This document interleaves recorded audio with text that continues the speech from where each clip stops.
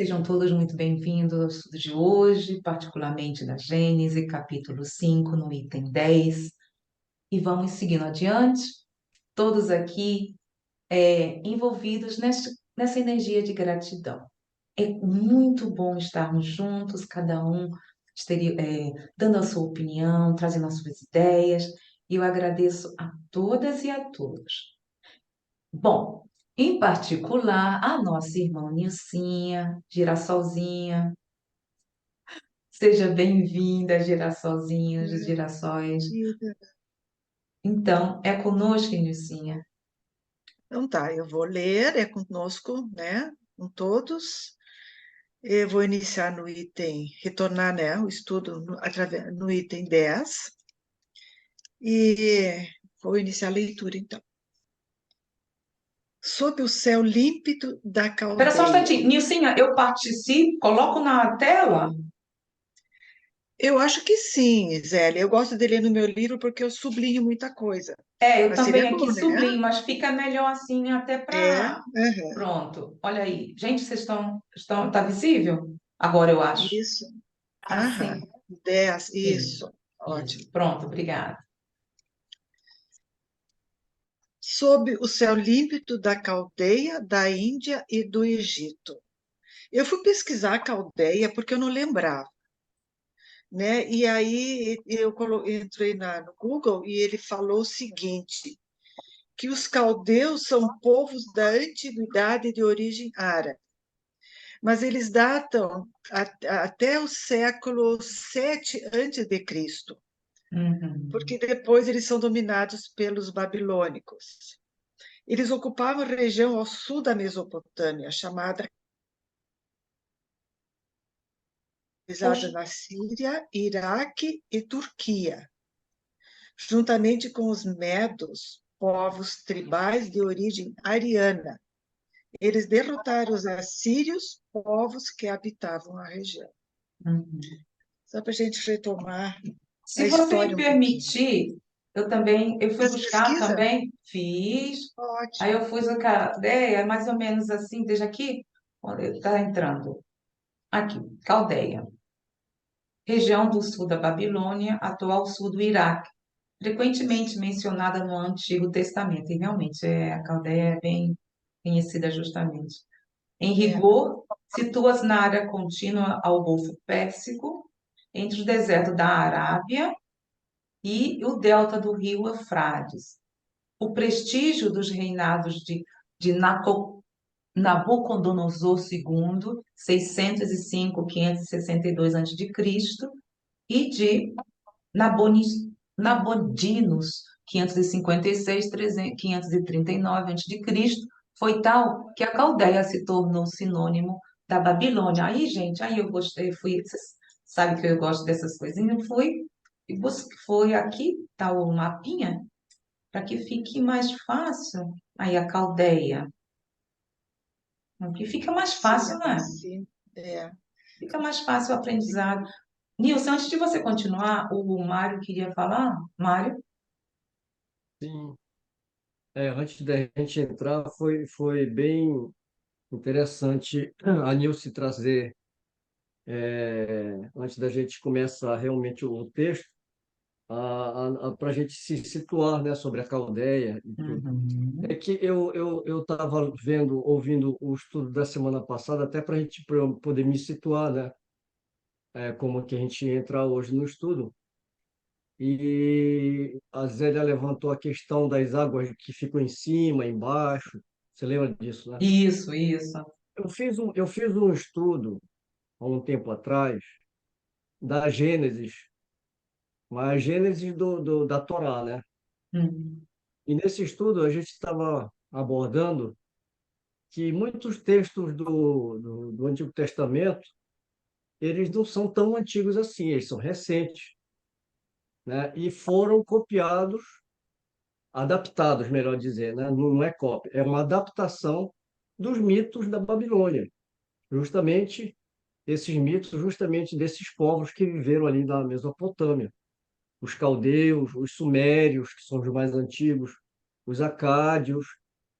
Esses mitos da criação, eles foram adaptados quando os judeus perderam a guerra, né?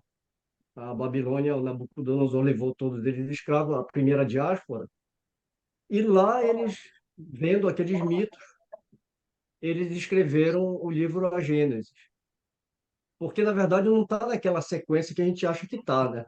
Uhum. Os primeiros livros foram falados sobre os patriarcas, que eram as coisas mais importantes. A, a, a história da criação, segundo os hebreus, ela vai ser narrada mais tarde. É um dos livros mais recentes, digamos assim, da Bíblia, né? Da Torá em si. Então, não é que é uma cópia. Às vezes a gente vai fazer uma pesquisa e nessas pesquisas há alguns relatos que é uma cópia. E, na verdade, não é uma cópia, é uma reinterpretação daqueles mitos, porque eles vão adaptar ao Deus de Israel. Então, com relação às águas, no mito eles separavam as águas doces da salgada.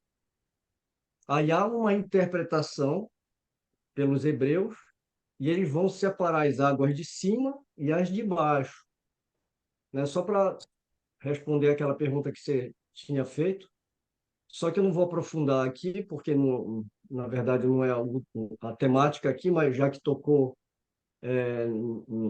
nesses povos, é para a gente lembrar que muita coisa que o Kardec está falando aqui é justamente desses mitos que já existiam. Agora, eu tenho esse estudo gravado, né? E mais tarde eu posso, inclusive, compartilhar com o grupo. É um Por estudo bem favor, interessante, né? É coloca já feito direto no grupo, ô, Mário. eu já coloco lá direto. É bem extenso e muito interessante que foi feito pela professora doutora Aila Pinheiro de Andrade. Ai, E eu tenho autorização para compartilhar. Depois eu compartilho com vocês. e a gente acha ruim, sabe, Mário? Nós achamos tão ruim, para dizer o contrário. Que coisa ruim, hein, gente? Oh, meu Deus. É Mas coisa boa. não é coisa ruim para dizer o contrário? Então, mas o Beto, vocês estão lembrados que ele comentou também sobre isso, sobre essa parte dos deuses, que nós conversamos, mas não um estudo tão aprofundado como o Mário está dizendo, mas o Beto esclareceu algumas coisas para nós, já sobre o Novo Testamento, o Velho Testamento, porque ele é um estudioso em relação a isso, aí estava nos conversando. Não sei se vocês se lembram, eu não me lembro de tudo que ele falou, não. E ele estava justamente falando sobre os povos que saíram e como eles encaravam o Deus, e até nós já conversamos. E no estudo daquela época, trouxemos até para mediunidade. Não, peraí. Então, é muito interessante tudo isso que nós estamos aqui estudando, que vai. É interessante, tudo está tudo assim interligado, é impressionante, tudo interligado. Então, eu vou continuar. Esquece não, tá, Mário? Ó, se você não colocar aí no grupo, livre espontânea pressão, eu vou aí para o Não, Japão em espírito tranquilo, puxar teu fica pé. tranquilo que eu vou colocar. Tá certo. Tô brincando, Mário. Você não conhece, não? Vamos lá? Vamos lá. Então tá, continuando. Então, sob o céu límpido da Caldeia, da Índia e do Egito, berços das mais antigas civilizações puderam observar o movimento dos astros com tanta precisão quanto permitia a ausência de instrumentos especiais. Primeiramente, viu-se que certas estrelas tinham um movimento próprio, independente das demais, o que não permitia supor que elas estivessem atarrachadas na abóbada. Foram chamadas de estrelas errantes ou planetas, para distingui-las das estrelas fixas. Calcular os seus movimentos e seus retornos periódicos. É isso. Isso Kardec falou no estudo anterior, né? As estrelas fixas na abóbada, né? No movimento diurno da esfera estrelada, notava-se a imobilidade da estrela polar, em torno da qual as demais descreviam em 24 horas círculos oblíquos paralelos, maiores ou menores, conforme seu distanciamento da estrela central. Esse foi o primeiro passo em direção à descoberta da inclinação do eixo da Terra. Se vocês quiserem comentar, por favor, eu não domino nada esses assuntos assim, tá? Então, eu deixo assim, bem à vontade para vocês acrescentarem alguma coisa que vier, porque eu não domino muito essas coisas passadas assim. Eu só vou mostrar sobre a estrela polar que eu fui lá em busca, e maravilhosa, gente. Vocês vão aqui, olha aí. É aquela E, que e a, ro- é, e a rotação que se faz ao redor dela. Ai, que lindo, Então, Zélia. é lindo, veja, gente, olha que coisa maravilhosa. E tem olha, uma história maravilhosa, gente. Olha aqui como é que tá, porque também ela está conhecida como Polaris. Olha como é que ela vai fazendo ó, rotação. E aí tá a estrela polar, que é como naquela parte que dá, você vai ver é, dos colonos que iam e se baseavam pelas estrelas. Depois vamos ver outras coisas. Aqui está estrela polar, aí o Polo Norte, o Equador, Polo Sul. Mas é belíssima, gente. Obrigada por essa. Eu peguei aqui uma pequena explicação, né, sobre a estrela polar. Uhum. É uma estrela que está alinhada com o eixo de rotação da Terra. Ela está alinhada com o eixo de rotação, Isso. ou muito próxima desse eixo.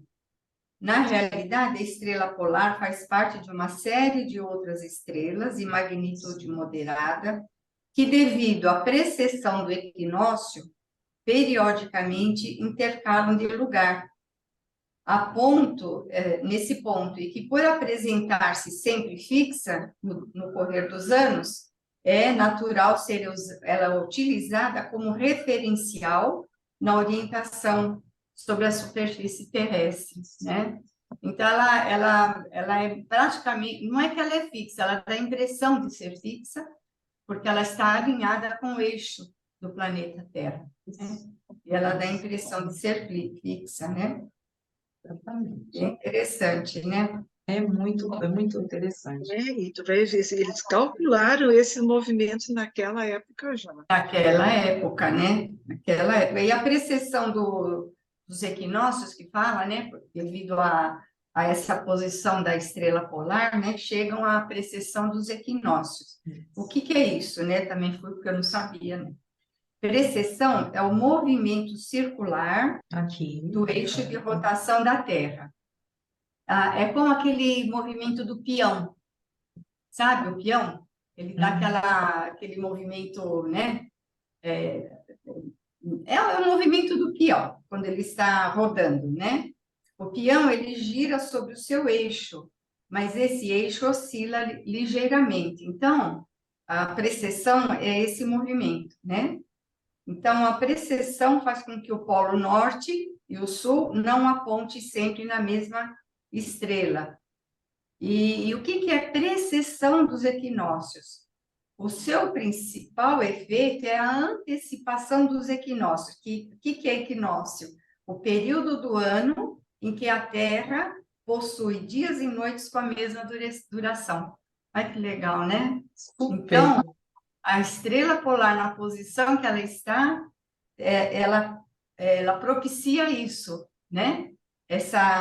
A antecipação, a previsão de quando as noites, no período que as noites e os dias terão a mesma duração. Exatamente. Né? É isso, né? A precessão dos equinócios. E se nós vermos aqui no desenho, tá aí, ó, olha aqui o movimento que faz entre eles. E Não tem estamos dizer, vendo. tá vendo Nós não? não estamos vendo. Não. Oh, Tu te tirou?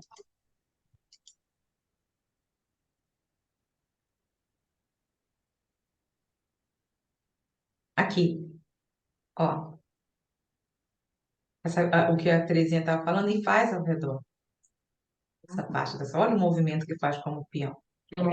E ela parece que está fixa, né? Ela está ali no meio. Aqui, ó. Ela dá a impressão que está fixa, porque ela está alinhada com o eixo da Terra. E é lindo, é muito bonito, gente. O que a Terezinha mencionou sobre o dia, a Muito noite, é ótimo, é lindo.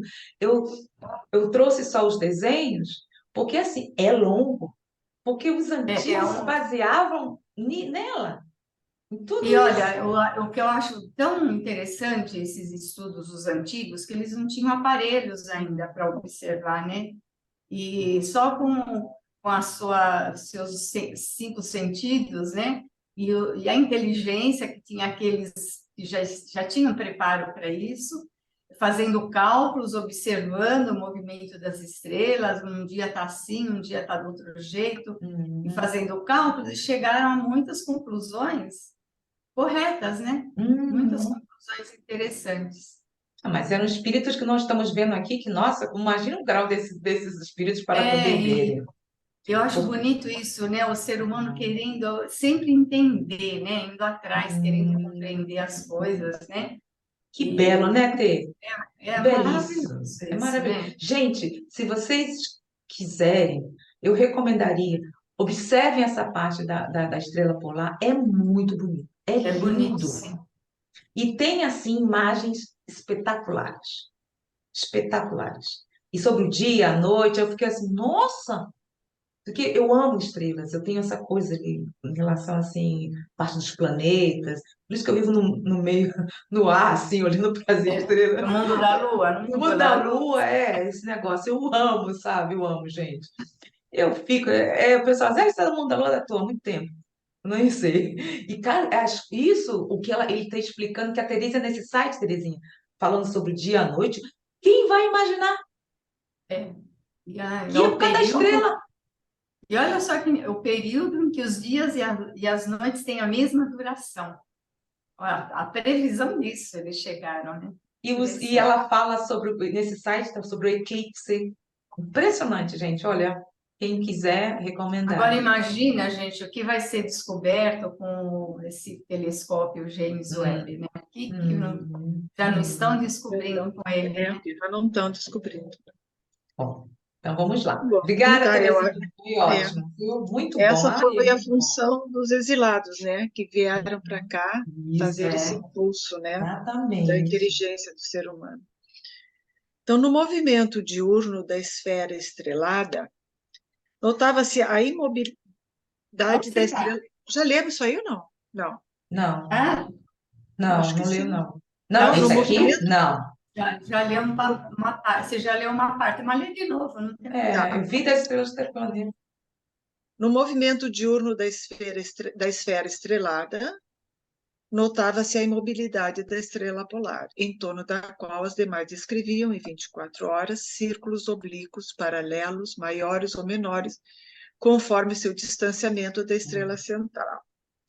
Esse foi o primeiro passo em direção à descoberta da inclinação do eixo da Terra. As viagens mais longas permitiram observar a diferença de aspecto do céu, conforme as latitudes e as estações do ano. A constatação de que a elevação da estrela polar acima do horizonte variava com a latitude ajudou a compreender a esfericidade da Terra. Foi assim que, pouco a pouco, se fez uma ideia mais exata do sistema do mundo. Uhum. Por volta dos anos 600 a.C., Tales de Mileto descobriu a esfericidade da Terra, a obliquidade da eclíptica e a causa dos eclipses. Tu queres colocar alguma coisa aí, Zélia? Não? Eu não trouxe esse, não. Tá, ok. Tá, eu acho que a gente pode continuar, né? Podemos continuar, eu acho. Porque é muito material. É Quando muito você material, entra, foi. Se a quando gente vai você entrando num, bar. é muita coisa. Se a gente vai Acho- falar sobre o eclipse, vai sair completamente daqui da nossa rota. Aí eu estou pesquisar utilizando dados, rota. pesquisar isso, por isso eu achei que seria melhor se a gente, cada um tivesse aí atrás, né? É. Então, vamos ver. Um século mais tarde, Pitágoras descobriu o movimento diurno da Terra sob seu eixo, seu movimento anual em torno do Sol e juntou os planetas e os cometas no sistema solar. É um movimento de rotação da Terra, né? Que é o movimento sobre o seu próprio eixo, e o movimento de translação, que é o movimento da Terra em torno do Sol, né? Ele já descobriu nessa época, né? Você vê, né, gente? 600 anos antes de Cristo. É, Agora imagine, olha que espírito. Olha esses espíritos que vieram, Espíritos. impressionante. Sempre os messias, né? Uhum. Continuando, Zélia. Hiparco de Alexandria, 160 anos antes de Cristo, inventou o astrolábio, calculou e predisse os eclipses, observou as manchas do Sol, determinou o ano trópico e a duração das revoluções da Lua. Nossa, Isso aqui eu tenho, gente. Eu queria saber que é negócio de astrotrópico é isso. É astrolóbico, como é que é? astrolabia, Lábico? Eu falei astrolábio. assim, que negócio, astrolabia. As- negócio estranho. Eu Astrolábio falei, é um aparelho. astrolábio? Eu falei assim, que é isso? Aí, gente, eu fui procurar. Porque esse negócio de Claro. astrolábio, porque o astro que Que está no é? lábio e o ar não. Aí eu fui. Vocês estão Mas, vendo, gente? não, estrela polar estamos vendo. Ainda está. Então, agora, olha, gente, é isso aqui, ó. Esse é o astrolábio. Aqui, ó, pra você terem Esse uma aqui ideia. embaixo. É a mesma coisa, olha. Então, aí eles faziam assim para controlar, ó, e se baseava pela estrela polar, olha só, gente. Com isso ele fazia cálculos, né? Fazia os cálculos todos, impressionante. Então, aí eu fui buscar, porque eu falei assim, não, tem que saber. O astrolábio foi muito utilizado nas grandes navegações para a determinação da latitude e das direções a serem seguidas. Sua origem, entretanto, remonta ao século II a.C. O astrolábio é um instrumento de cálculo, medição e observação utilizado para a determinação da posição dos astros no céu e para a indicação das altitudes e profundidades. Com essas informações, era possível realizar o cálculo de horas, da latitude, dos pontos cardeais e das direções a serem seguidas, bem como identificar quando um determinado evento celeste aconteceu, como o horário do nascer do sol, por exemplo. Aperfeiçoado pelos árabes e muito usado pelos europeus nas grandes navegações, o astrolábio era um instrumento extremamente útil e versátil, que foi muito importante para a orientação na superfície terrestre e para o estudo no campo da astronomia. Bom, aí está aqui o danadinho, desculpa aí, gente, do astrolábio. Olha, é Olha um aqui, aparelho gente! complexo, né? Complexo. Não é uma- Ô, Terezinha, e quando eu fui ver, é porque eu não quis trazer mesmo, que eu fiquei em paranoia. Essa parte aqui, o que ele faz, esse negocinho aqui, ó, no meio, ele se divide em 3 ou 4, aí eu não quis trazer, porque é muita coisa. É muita coisa. Aí vamos sair do que. Mas É, vamos, aí já. já Desculpa. está um todo, né? Pelo menos nós temos uma ideia do que vem a ser o astrolábio, né? Só da Não gente é? pensar que antes já foi um grande progresso, né? Nossa, impressionante. Olha como eles usavam. Impressionante. Bom, e é isso, vou retornar. Eu acho que engrandece bastante o nosso estudo, cada um trazendo a sua contribuição. E esse negócio de astrolábio, eu falei assim, peraí, menino, já está pegando demais para o meu lado? Astrolábio? Hein? Vamos lá. Não é? Ó, gente, entrou? Agora. Sim. Aham. Por mais preciosas que essas descobertas fossem para o progresso da ciência, levaram cerca de 2000 anos para se popularizarem. As ideias novas, tendo apenas como meio de propagação raros manuscritos, permaneciam restritas como patrimônio de filósofos, que as ensinavam a discípulos privilegiados. O povo que ninguém pensava em esclarecer não tirava proveito algum dessas ideias, continuando a alimentar-se das velhas crenças. Acho que eu acho que está bem atual, né, gente? Está bem atual, assim, porque, claro, eu acho que a contribuição da internet está auxiliando muito, está nos auxiliando Sim, com muito. certeza. Então, o que eu achei aqui, ó, quando a Nilcinha leu, olha, por mais preciosa que essas descobertas fossem para o progresso da ciência, levaram cerca de 2000 anos para se popularizarem. Aí, quando eu falei assim, nossa, e o Espiritismo? Que apareceu no mundo todo. E foi rápido a divulgação. Foi outra época, né, Zélia? Uma época bem mais adiantada, né?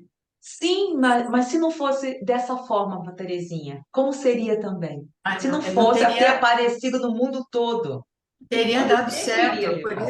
por isso que o Espiritismo apareceu na hora certa, no momento certo. Como Exatamente. Kardec fala, se fosse antes, não É. vingaria, né? Teria E dado como foi certo. rápido, gente. E ele mesmo comentou em alguma das revistas espíritas, se não fosse dessa forma, quanto tempo iria necessitar É. para que fosse transmitido de uma forma tão rápida? E quando eu vi, nossa, 2000 anos, realmente, como foi preciso todo esse trabalho dos centros espíritas em todo o mundo, gente. Todos tiveram a oportunidade. Não tinha o povo, nossa, daquela época, justamente que os seus entes queridos desencarnavam, eles tinham esse consolo. É muito lindo. Então, Sim, foi, como não diz é? Kardec, né, Zélia? Quando diz Kardec, o Espiritismo surgiu no momento certo, né? Antes, se ele tivesse chegado mais cedo, né, ele teria se chocado contra o materialismo. Aliás, sobre o fanatismo religioso, né? Vamos lá. Depois É. veio o materialismo e aí surgiu o espiritualismo racional. Só aí que nos permitiu, Uhum. né, dar E um por isso passo. que Nilcinha, quando eu vi esse 2000 anos, nossa, É. nossa, vamos lá. Vamos no item 11. Por volta de 140 antes de Cristo, Ptolomeu, um dos homens mais Nilce, dá ilustres. Oi? licença, Nilce, aqui Oi? tem um erro, não é antes de Cristo, é depois de Cristo, foi corrigido, Ah, viu? é? É, Depois de Cristo? Eu não vi depois de, também, não. quando nós É, estudamos da outra vez, Sim. é porque o Ptolomeu, ele nasceu depois de Cristo, ele nasceu antes de Cristo. Valeu, hum, Terezinha. gente, quase caiu. Vou Tá. pesquisar sobre ele. Então, um dos homens mais ilustres da escola de Alexandria. Vocês viram aquele filme Hipátia? Hipátia?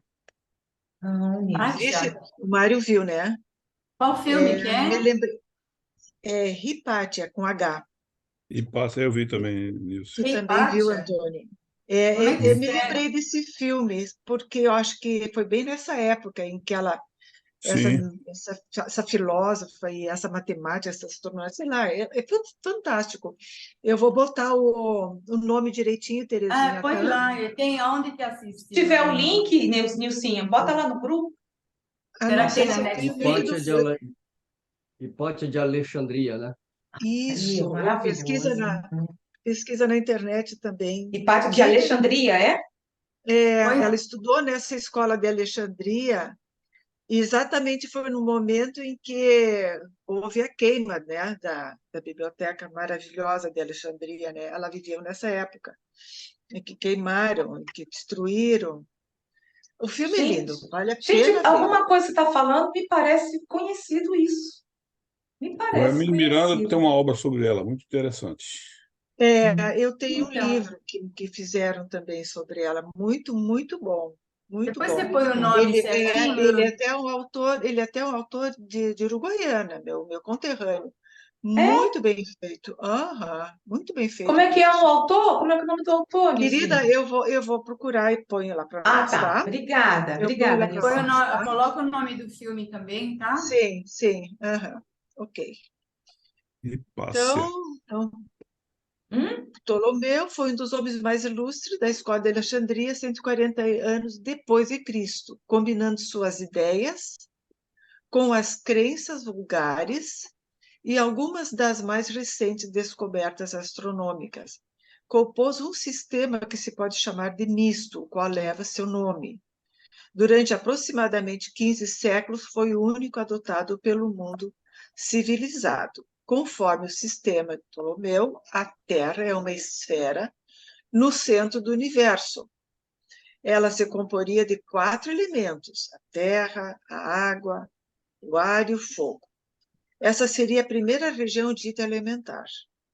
A segunda região, chamada Etérea, compreendia 11 céus, ou esferas concêntricas, girando em torno da Terra, a saber, o céu da Lua, o de Mercúrio, o de Vênus, o do Sol, de Marte, de Júpiter, de Saturno e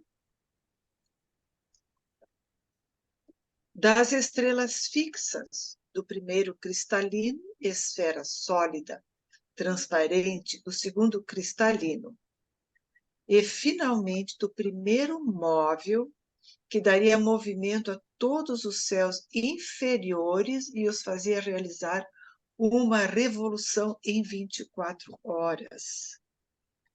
Além dos 11 céus, estava o Empírio. Além dos 11 céus Oi. estava o Empírio, a morada dos bem-aventurados, denominação tirada do grego pir, ou pur, que significa fogo, porque se acreditava que essa região resplandecia de luz como o fogo. Gente, olha só, eu fui buscar o que a Terezinha falou, se vocês me permitirem, para poder tirar mesmo sobre o Ptolomeu, aí dá. Cláudio Ptolomeu, 100, ano 100 até 168. Foi um cientista grego. Suas ideias sobre o universo foram adotadas durante toda, olha, a Idade Média. Sua tese de que a Terra ocupava o centro do universo foi aceita durante 14 séculos, até ser desmentida pelas teorias de Copérnico e Galileu. E vamos ver isso. Vamos ver isso depois. Cláudio Ptolomeu nasceu em Ptolemaida, Hermínia, no Egito, por volta do ano 100 da era cristã, na época do domínio romano, com base nas observações astronômicas por ele adotadas. Sabe-se que viveu e trabalhou em Alexandria, no Egito, entre os anos 127 e 151. Personalidade das mais célebres da época do imperador Marco Aurélio. Aí, ó.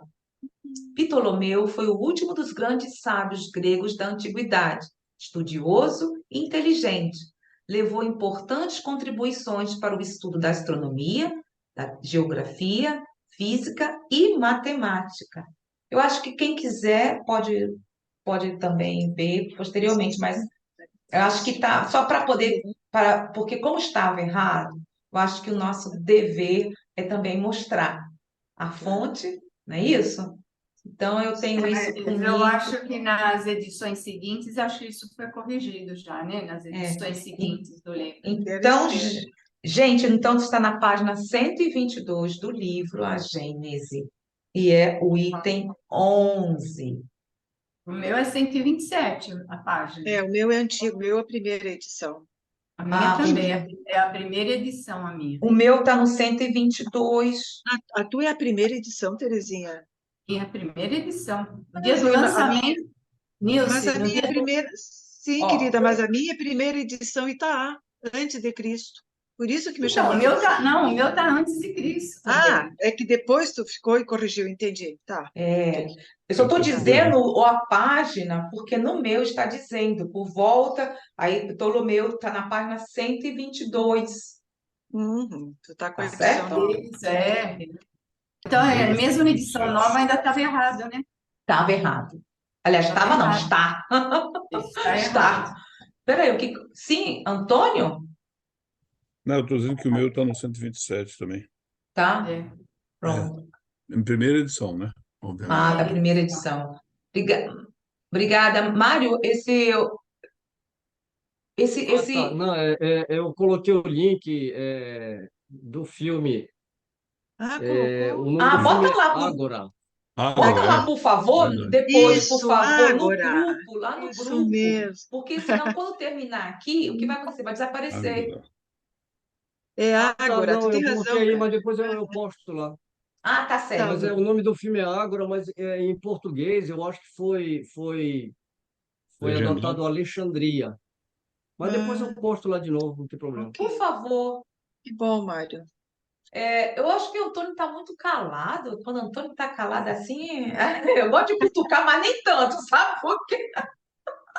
E Não, aí, não, eu estou Antônio? acompanhando. Eu estou calado Tá porque não acompanhando. vi necessidade de. Ah, eu vou falar, só que o Platão Fala, começou a por ser favor. estudado por Ptolomeu, né?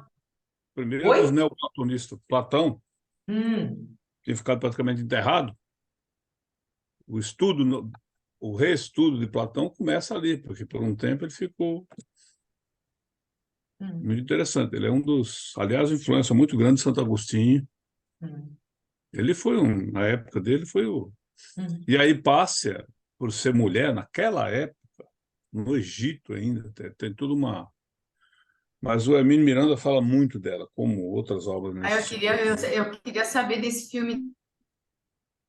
O A Hermínio água. escreve sobre ela, Antônio? Como?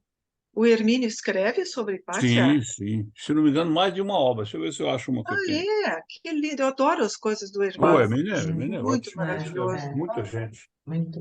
Bom, então eu vou lá, vamos retornar enquanto o Antônio O coloca no Antônio procura. grupo. Estou É, ouvindo, pode continuar. tá. Porque senão não dá, né, Então, gente? vamos ver. A crença em vários céus superpostos prevaleceu por longo tempo, mas variando sobre o número deles, o sétimo era geralmente visto como o mais elevado. Vem daí a expressão ser arrebatado ao sétimo céu. Paulo disse que for elevado ao terceiro céu. Ui, mas assim, quando eu vi isso aqui, ele não foi muito pro céuzinho de cima, não, né? Ficou logo no Mas terceiro, não, né? né?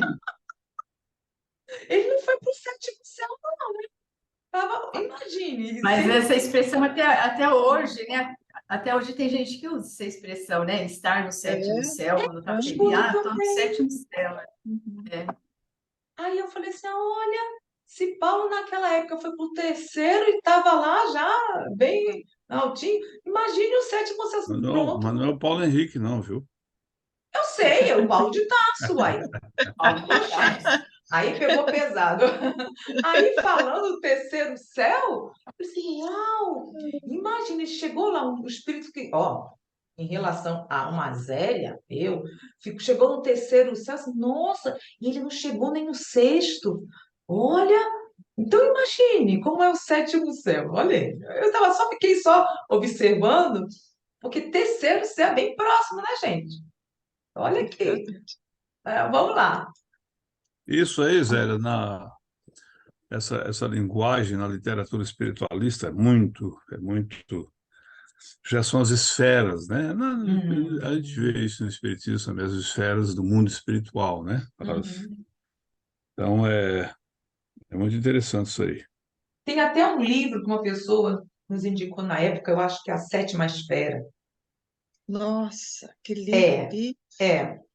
vou ter Mas que... aí eu não consegui, porque estava, já não consegui esse livro. E aí tinha, emprestou, eu queria ler, Zélia, não me devolveram, você está certo? Vai Só que ficar. tem um detalhe aí, viu, Zélia?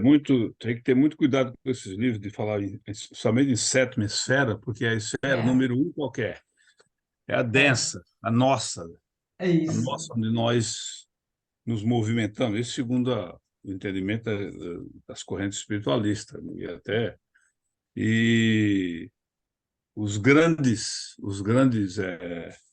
estáticos, os grandes precursores dessas ideias espiritualistas, dessas ideias de espiritualidade, espiritualistas, eles, por exemplo, um dos que eu tive oportunidade, estou tendo a oportunidade de conhecer um pouquinho, que é o Andrew Jackson Davis, que é objeto de estudos na nossa espiritismo, no próprio Conan Doyle escreveu um capítulo sobre ele. As obras dele é muito interessante nesse sentido, mas nós sabemos muito pouco sobre até essa esfera densa aí para onde Uhum. nós deveremos ir, porque nós estamos no estágio evolutivo ainda muito. E aí o povão aí começa a viajar na maionese aí, publicar obra de tudo quanto é teor, mediúnico, que coisa. Então isso é uma faca de dois gumes, para usar a expressão Uhum, bem brasileira. Eu uhum. já tive muita experiência disso. Eu A achei gente tem que interessante. tomar cuidado com isso, né? Esse negócio de esferas e tal, Hum. porque dá ideia de camadas, né? De camadas Uhum, no espaço. E a uhum, gente, pela doutrina espírita, a gente tem que entender que são estados da alma, né? Estados da alma, não locais, não nada assim como praticamente físico, né? Esferas, né? uhum, uhum. Não tem relação com Na lugar, verdade, mas Terezinha, a estados doutrina... da Vamos alma, organizar. né? Peraí, Antônio, Ah, peraí. Sim, Terezinha. O Não, Mário queria. eu entendo como estados da alma, não entendo como locais, nem como esferas, nada disso. Eu entendo como estados da alma, os mais elevados, menos elevados. É dessa forma que eu entendo, pelo menos estudando a doutrina espírita, é a conclusão que eu chego, né? Uhum. Mário.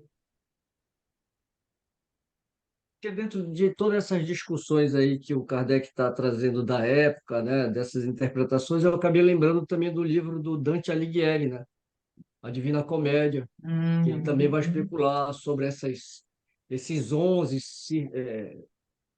Isso mesmo. circunferências, esses Aham, céus, né, Ah, aham. E é verdade. essa discussão toda dentro da Divina Comédia também. e se alguém viu o que eu coloquei no Dizem, grupo, né, tem comentando sobre justamente sobre o que o Mário está falando. Quem vê os vídeos está lá falando também sobre a Divina Comédia. Mas desculpa, obrigada. Desculpa aí, Mário. Por favor, continua. não, não, tranquilo, né? Uhum. Não, eu Então lembrei da agora obra, né? Que inclusive dizem que ele tomou muito cuidado ao escrever isso. por causa da igreja, né? Hum. Então, ele teve que mascarar muita coisa ali. Mas é a impressão que eles tinham, né? Dentro, dentro daquele contexto ainda da ciência da época, que era mais de observação e o intelecto mesmo, né? Como a Nilce também já pontuou, né? São espíritos que já vieram preparados, né, para desenvolver esse raciocínio para acelerar o progresso, né, da humanidade desde aquela época, né? Antônio, por Só favor. para contextualizar o que eu falei, Terezinha, são duas coisas distintas. Quando eu me referi a esferas, eu estou me referindo a obras e a entendimento de vários espiritualistas. Isso vem à tona na doutrina também, mas de forma disseminada, porque Kardec não tratou dessas questões. O estado da alma, esse aí é em qualquer lugar, do espírito, tem em qualquer lugar que se encontre, mas não há uma similitude disso que nós estamos falando. São linguagens, são termos diferentes, linguagens diferentes. O estado da alma está ligado à nossa evolução, processo evolutivo, né? Sofrimento, essas coisas todas, onde que é o céu, onde que é o inferno. Mas aí não, uma coisa mais específica, tanto é que o próprio São Paulo, lá atrás, ele faz essa. E aí a questão também de muita gente esses arrebatamentos que faz parte da história, inclusive dos grandes filósofos, a gente sabe disso. O próprio Kant, nós estamos vendo aí, que não foi bem um arrebatamento, mas ficou ausente aí depois de negar tudo aí, depois de conhecer, por exemplo, o Swedenborg de perto, as experiências dele e Uhum. tal, na primeira obrinha dele lá. Aliás, estou até referindo isso que acabei de ler, ela é bom, é o Intrigante, que é o. Eu não sei se tem essa obra em português, eu li ela em inglês, e Swedenborg foi um deles. Aliás, o Andrew Jackson Davis tem dois guias espirituais na obra dele inteira. Tem dois guias, tem as pessoas que não chamariam esse título de guia espiritual, que não faz muito sentido. Que é o Swedenborg e Uhum. aquele médico famoso lá do início do século, antes do início do século, como que era o nome dele? Hahnemann. Entendeu? Não, Então, Não, essa não é questão da Hahnemann. esfera é uma coisa amplamente e quando ela vem à tona no movimento do espírito, em termos de obras, não é Kardec, porque Kardec, não, que eu me lembre aqui, em obra nenhuma ele chegou a.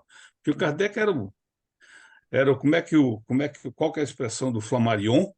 É o bom senso encarnado, né? Ele não tocava em questões desencarnado. que não estavam. É. E o Paulo não vai longe disso, porque hoje, por exemplo, vendo lá, você deve ter assistido lá o programa de hoje, muitos deuses, tal, tal. Volta e meia, alguém faz uma pergunta, alguma colocação, mesmo do time dele lá, e ele traz a coisa para para o pé no chão, né? Porque são coisas que a doutrina não tocou e não deu a palavra, e muito menos nós podemos Hum, dar, né? Então, A gente isso aí. também, a gente precisa Só um entender instantinho, que Terezinha, só um instantinho. Vamos organizar aqui. Vamos deixar que a Nilce continue e depois vem para a Terezinha. Aquilo que o Antônio falou, a Terezinha falou e o Antônio no início das esferas, né? Kardec não fala diretamente, né? Mas no Livro dos Espíritos, na Gênese principalmente, a gente percebe quando ele coloca a situação daqueles espíritos que têm que encarnar, os espíritos que já são livres, que não precisam mais encarnar, e os espíritos puros, que já estão numa outra, né, numa outra vibração, digamos, tá? No fluido cósmico. Então, quando a gente pensa em esfera, na realidade, a gente tem que pensar, no meu entender, pelo que eu aprendi com o Paulo, e se tu puder, Antônio, me ajuda, nós que ainda estamos extremamente, ainda muitíssimo pouco evoluídos, ainda precisamos fazer muita caminhada, nós estamos ainda muito ligados à crosta terrestre, à atmosfera ao redor do nosso planeta, né? Quando nós não precisarmos mais encarnar e estivermos em condição de, digamos, como uma vez eu disse, vi o Paulo falar, espírito livre estagiário, numa palestra, em que estamos iniciando a caminhada como espírito livre, que não precisamos mais encarnar, nós nos afastamos um pouquinho da esfera da Terra, né? E quando espíritos puros, eles estão na eternidade ali, né? E os espíritos livres também já estão, mas bem aquém. Então, eu acho que é esse entendimento que a gente tem que pensar, né? Quando tu falou, né, Terezinha, do estado de vibração nosso, né? Que na verdade não são camadas, mas são estados vibratórios, né? Então, quanto mais longa é a nossa frequência vibratória, mais arraigados estamos. Quanto mais rápida a nossa frequência, estamos lá então, viajando. só que aí, né, Nilce, a gente aprende também com a doutrina que os espíritos, por mais elevados que eles sejam, eles podem ir para qualquer lugar, eles podem estar aqui com a gente ou em outro planeta, qualquer lugar eles podem estar, eles não ficam presos em Claro, isso nenhuma, mesmo, nenhum extrato, eles são livres isso. para ir onde quiserem. Os mais atrasados, os mais inferiores, não têm essa liberdade por causa do seu Devido à estado sua própria vibratório. vibração, Mas quanto devido. mais elevado, mais livre para ir onde precisar, onde quiserem, mesmo em planos mais elevados, menos elevados, estão livres, né? Não tem nenhuma, nada interditando, né? Onde eles possam estar, né? Então, não é o extrato, não é a camada, é o estado dele como espírito, né? O estado moral, intelectual do espírito. Então, dessa forma, né, que eu não sei, que eu entendo e que a doutrina explica, né? Mas é importante, quando o Antônio nos chama a atenção, olha, vamos ter cuidado no que está se referindo a esferas. Porém, é, é interessante colocarmos que temos que ter a base dos que realmente estamos conversando aqui do Espiritismo. Quando se tem a base, fica mais fácil. Você vê, não, peraí, isso aqui não condiz com o próprio Espiritismo. Então, quando se tem uma base, fica mais fácil o entendimento. Não, peraí. E às vezes é até bom trazermos para como nós estamos aqui conversando. Para dizer assim, não, peraí, mas isso aqui não está de acordo com Kardec, porque Kardec, segundo na revista tal, revista espírita tal, ou obra tal, ele está dizendo tal, tal, tal, tal, porque aí é isso é o estudo. Mas, se não se tem a base, vai complicar. Por isso que eu brinquei, gente, nós estamos. Olha só, imagine, o Paulo que foi para a terceira esfera, né? Foi. Imagine, ele que estava com certo nível, foi para terceiro. Na realidade, isso é uma expressão, É né, uma Zélia? Porque expressão, é. Que ele quis dizer que saiu de si e que teve o contato com os outros espíritos. Isso é uma expressão. E como foi muito bom, Nilson. É a forma que ele pôde se expressar e trazer o que estava sentindo e o que viu. Mas Tem se não uma, se tem tem uma uma, base, se não se tem uma base, fica meio complicado, porque aí sim vai trazer confusão até para o próprio estudo que nós estamos fazendo. não tem aquela explicação de Kardec que ele fala, né? Dois espíritos podem estar lado a lado no mesmo ambiente. Lado a lado. Um pode estar no céu, outro no inferno, dependendo do que ele tem dentro dele, né? Isso fica bem claro, né? Aí é estado de espírito. Mas o grande divisor de Peraí, água peraí, disso peraí, aí. peraí, peraí. Vamos colocar aqui a mãozinha, porque do Mário aí vem para o Antônio, por Ah, o Mário. favor. Oh, desculpa, Mário. Atropelei o Mário. Vamos. Eu não tô. Pode falar, Antônio, pode falar, eu falo depois de você, Não, o tranquilo. que que é isso, rapaz? Eu te atropelei antes, você ia deixar eu falar? Não fala, não faz isso, não.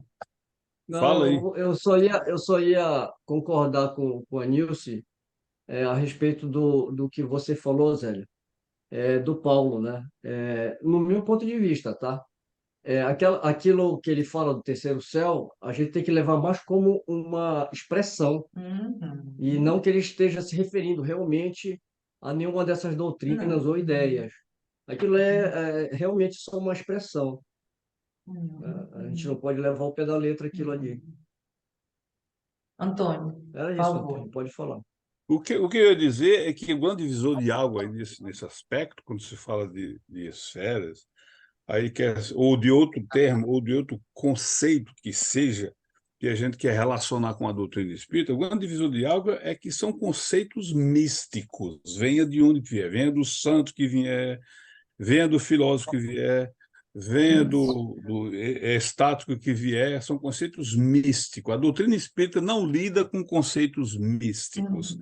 A doutrina espírita começa com uma ciência da observação que tudo aquilo que ela formou em termos de conceito e princípio parte da observação e existe uma palavra final em termos de princípio. Então, ela considera, porque tem tudo isso aí, né? E obviamente que essa coisa de estado de espírito, que o espírito senta aqui, ali e acolá, tem alguma coisa a ver, mas de forma assim, como o Mário acabou de falar, complementando a Nilce, porque esses arrebatamentos não foi só do São Paulo Apóstolo, isso aí são, Uhum. quiçá, milhares, na terminologia da religião ortodoxa, e mais ainda. Mas são arrebatamentos que esses espíritos entram no estado, é como se fosse como é que é essa Êxtase. experiência de quase Êxtase. morte atual, que as pessoas relatam a coisa porque eles Uhum. não têm maiores elementos para É entender, porque eles verdade. como foi, e é isso, aquilo, outro. Mas aí seriam o grande divisor de algo, que são conceitos místicos que não faz parte da estrutura da doutrina em termos de conceitos e princípios. E por conta disso, o Paulo, se ele fala alguma coisa, é o Paulo Henrique, agora não é o Paulo, é assim, como referência, mas eu nem isso eu me lembro, porque o Paulo também é. Nesse sentido, Paulo é cópia de Kardec, é, é o que eu tenho visto. Bom, vamos dar continuidade, gente? ó, então, no início do segundo. Desculpa, Nilce, de te Sim, interromper, mas claro. antes da gente continuar, deixa eu só fazer um último comentário, pegando carona no finalzinho da fala do Antônio sobre o Paulo. Uma coisa que eu admiro muito no Paulo é justamente isso. Eu já vi vários assuntos polêmicos que é trazido realmente e ele já corta o assunto. Teve um estudo que ele foi fazer uma observação, uma das raras vezes que ele traz uma ideia dele, né? Mas também que não tem comprovação nenhuma, não tem, né, lastro nenhum. E ele comentou, fez um pequeno comentário. No que ele falou, já três ou quatro começaram a querer viajar na maionese. Ele já, olha, pessoal, o que eu falei é besteira, não tem nada, isso é uma ideia, e vamos voltar para cá. Porque esse que é o risco, né? Dele falar uma coisa e as pessoas acabarem tomando aquilo como uma verdade, porque foi ele que falou. Ele é o tipo do cara que ele sabe a responsabilidade que ele tem, o peso da palavra dele.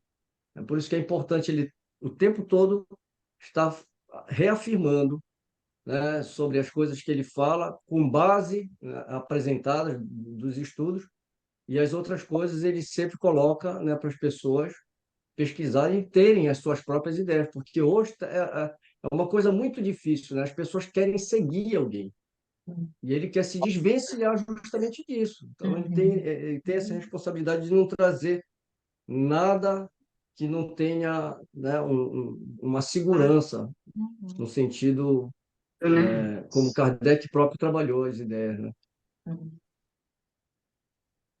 Muito bom, muito bom. Vocês estão vendo? Está visível a tela? Tá? Sim. Tá. Então, segundo Ptolomeu, além do movimento comum, os astros tinham movimentos próprios, particulares, maiores ou menores, segundo seu distanciamento do centro. As estrelas fixas faziam uma revolução em 25.816 anos. Essa última avaliação denota conhecimento da precisão dos equinócios, que efetivamente se completam em aproximados 25.000 anos. Olha, Olha o que hoje... falou, Terezinha. Olha Não, só. e ele fez esse cálculo, né? Na comecinho, né? Como? 100 anos depois. 100 anos, antes de Cristo, cento e poucos. Não, depois de Cristo. Depois de Cristo, ele Depois. viu esse cálculo, gente, de 25.000 anos, que que hoje está comprovado. Olha a inteligência dessa pessoa, né? Impressionante, né, gente? Maravilhoso esse estudo que o Kardec traz para a gente, né? Muito, muito. No início do século XVI, Copérnico, um célebre astrônomo, nascido em Thorn, Prússia, em 1472 e falecido em 1543, retomou as ideias de Pitágoras e tornou público um sistema que, confirmado a cada dia por novas observações, foi favoravelmente acolhido e não demorou a suplantar o de Ptolomeu.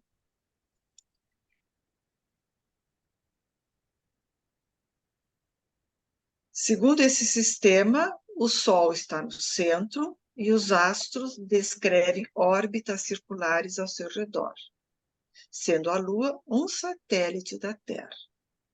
Um século mais tarde, em 1609, Galileu, nascido em Florença, inventou o telescópio. Em 1610, descobriu os 4 satélites de Júpiter e calculou suas revoluções. Verificou que os planetas não têm luz própria, como as estrelas, mas que são iluminados pelo Sol e são esferas semelhantes à Terra. Observou suas fases e determinou a duração de sua rotação sobre seu eixo. Desse modo, por meio de provas materiais, sancionou definitivamente o sistema concebido por Copérnico. E teve que se retratar, né? A Inquisição fez com que ele se retratasse, senão ele ia ser condenado à morte, né? E ficou preso para o resto da vida, né? Que triste. Desde Mário? então... Não, só um instantinho. Mário? Não, Mário, desculpa, Mário, eu não vi. Na verdade, eu ia fazer esse comentário aí. O Copérnico, ele só não foi para a fogueira porque ele morreu antes disso. Ele publica um livro e morre, né? E o Galileu ficou o resto da vida em prisão domiciliar, né? Tem dessa. Então, como era complicado, né, trazer as verdades naquela época, porque a fé cega, né, baseada na interpretação literal, né, das escrituras, era terrível, né? É Mas era verdade. isso, Nilson. Pode prosseguir. Ok. Desde então, desmoronou o sistema dos céus superpostos. Os planetas foram reconhecidos como mundos semelhantes à Terra e, sem dúvida, habitados.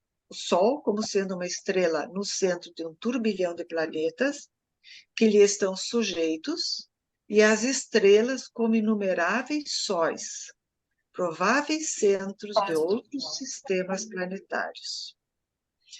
As estrelas não estão mais confinadas Sei. Como? Só um minutinho, eu peguei aqui, só por Ah, curiosidade, eu peguei sim. aqui, olha. A nossa Via Láctea, tem aproximadamente de 200 a 400 milhões de sóis, né? De 100 a 200 bilhões de planetas, só a nossa galáxia. 100 a 200 bilhões de planetas, né?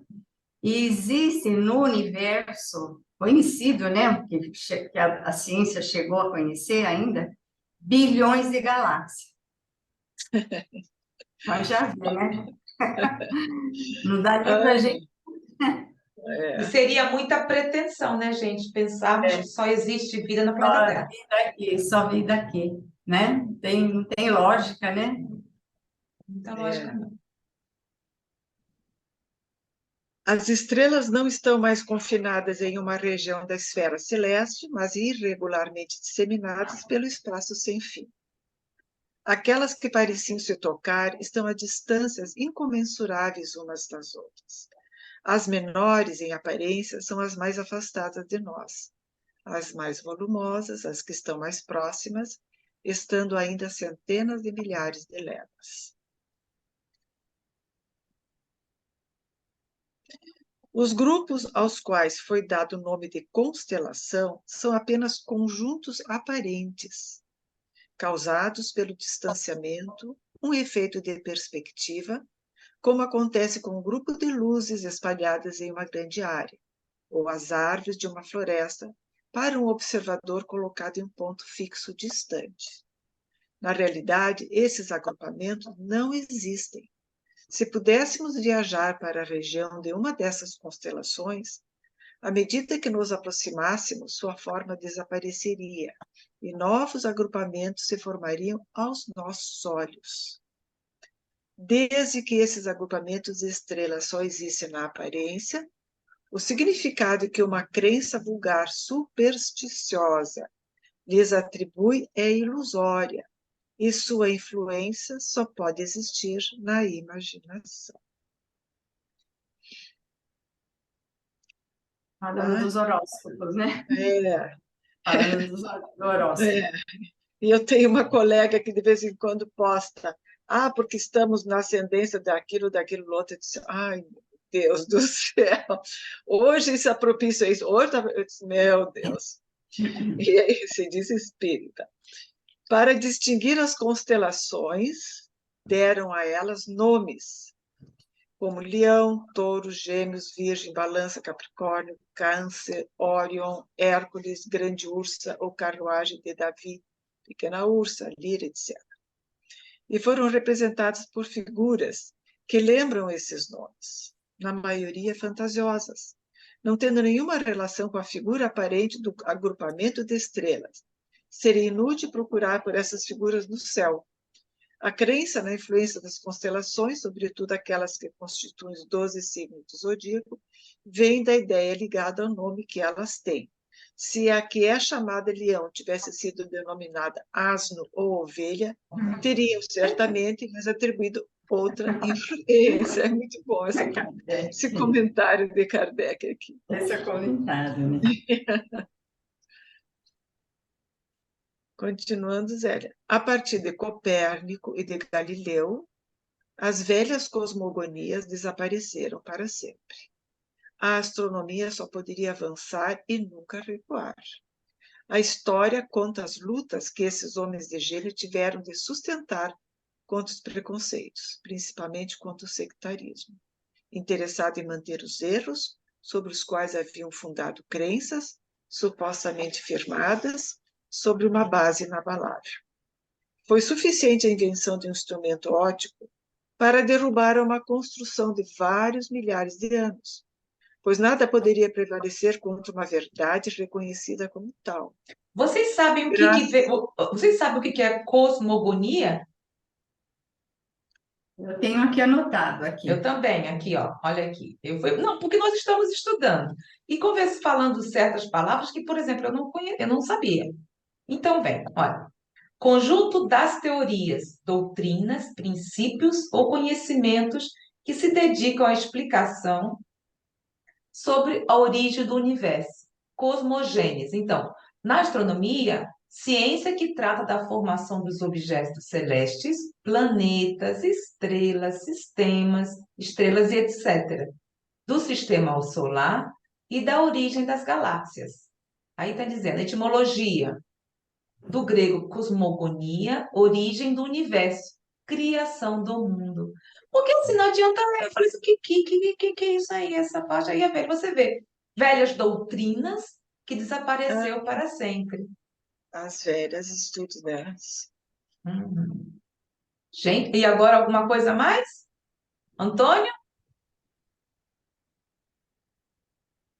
Só um detalhe que me vem à mente, que a gente vê que o caminho do conhecimento ele é longo, e até mesmo essas coisas que hoje já está totalmente colocada de lado, porque houve a superação, sob o ponto de vista científico mais claro, mas nós temos, o professor Herculano toca muito nessa questão. Existe um segmento, não sei, eu não saberia dizer nem em detalhe como que é isso, porque eu nunca aprofundei, da astrologia, que a gente realmente não tem como discordar disso aí, que é a crença mais moderna usa de forma totalmente diferente, mas chamada astrologia judiciária, que ele faz a relação que teria sido, tem seu valor, tem todo o seu, no início lá daquele período, e seria uma precursora da astronomia hoje, como é a alquimia da química.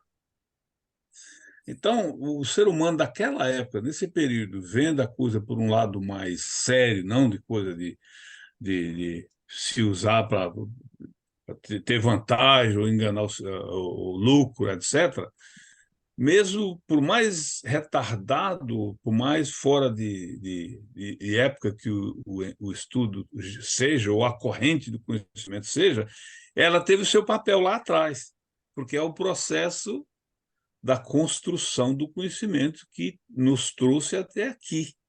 E daí vem uma coisa muito interessante, isso que eu tinha dificuldade de entender, mas que é muito importante, a gente nunca descaracterizar uma coisa por completa, né? Porque teve, em termos de conhecimento, em termos da busca do conhecimento, nós temos uma fundação hoje que é muito mais clara, muito mais acessível, toda essa.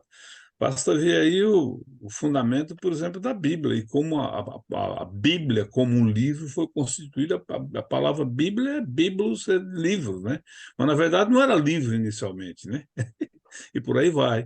E a gente estuda hoje, dentro da metafísica, porque esse nosso estudo está levando a isso, o sentido daquilo que Paulo falou do espírito, né? O espírito da letra, em vez da.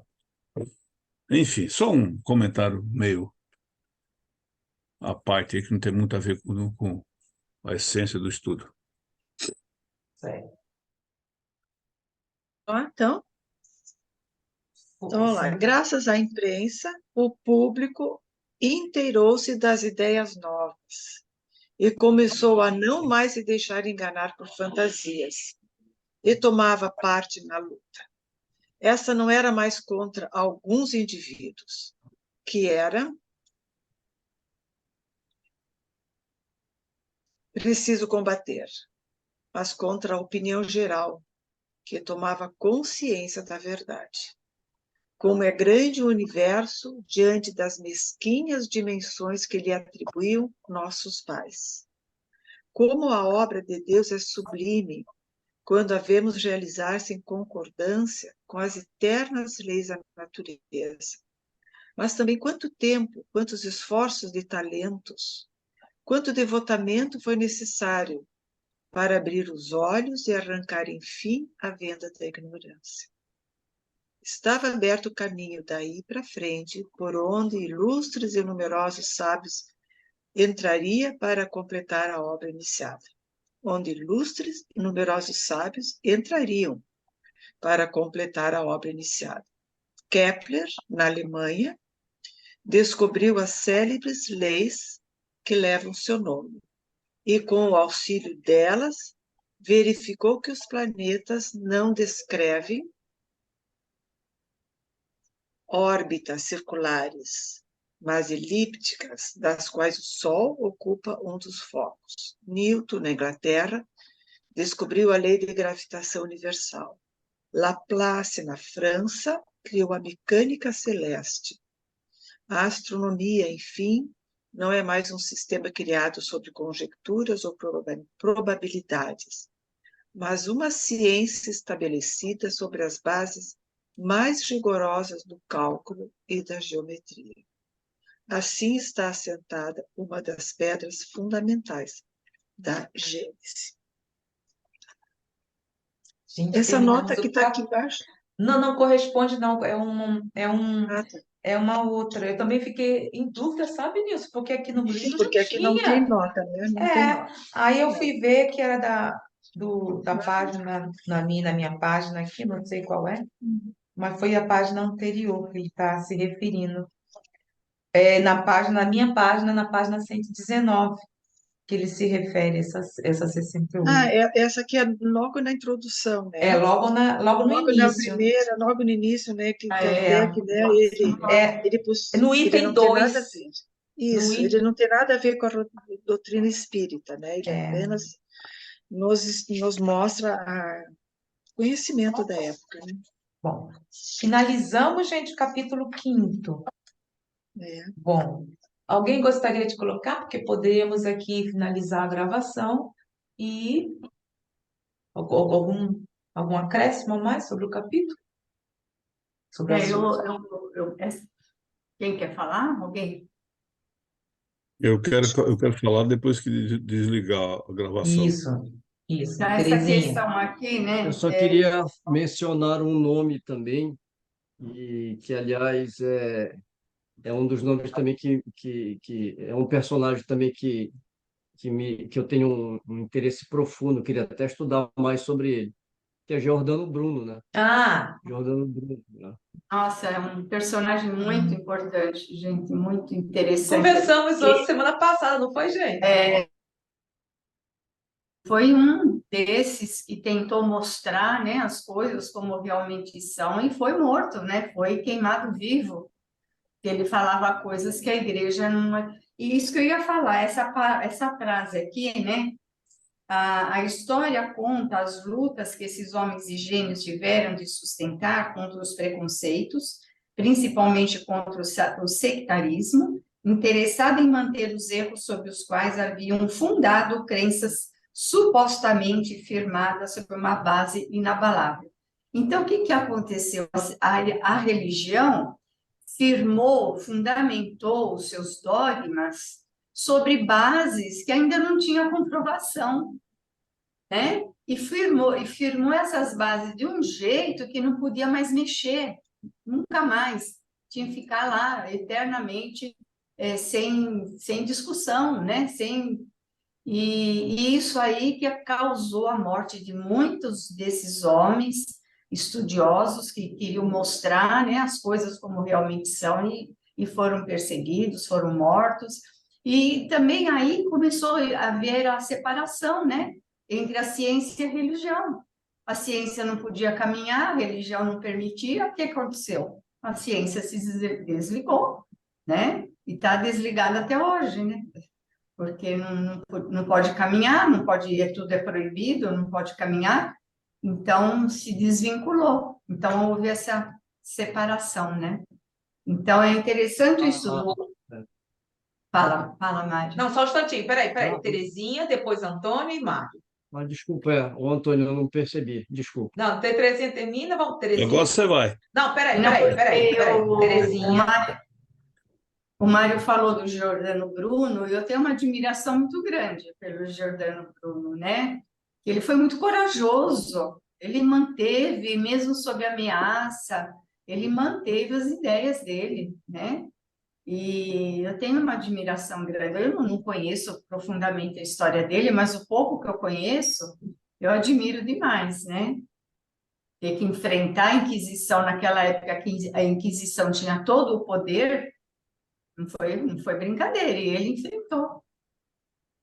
João Haas, Dizem, né, que... Só um instantinho, e- Nilcinha. Vamos lá, vamos organizar aqui. Antônio, Desculpa. de nada, por Na favor. verdade, é um nome muito interessante que a Nilce traz à tona, não estou nem pensando, Jan Haas, que é um muito culto e tal, e que também foi para a fogueira, né? E nessa linha aí volto para os nossos interesses mais diretos aqui, que é esse estudo nosso nesse nível mais avançado da espiritualidade, dos entendimentos, sentimentos, estado de vida.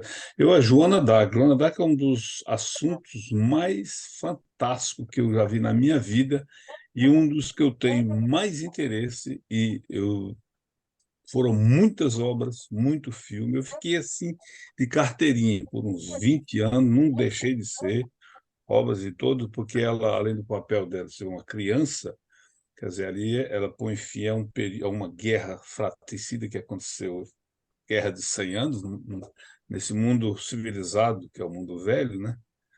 Aqui nós estamos num mundo novo, a gente usa essas expressões, que são tudo expressões, né? Mas é interessante. Mas todos esses personagens são contribuições para a história, né?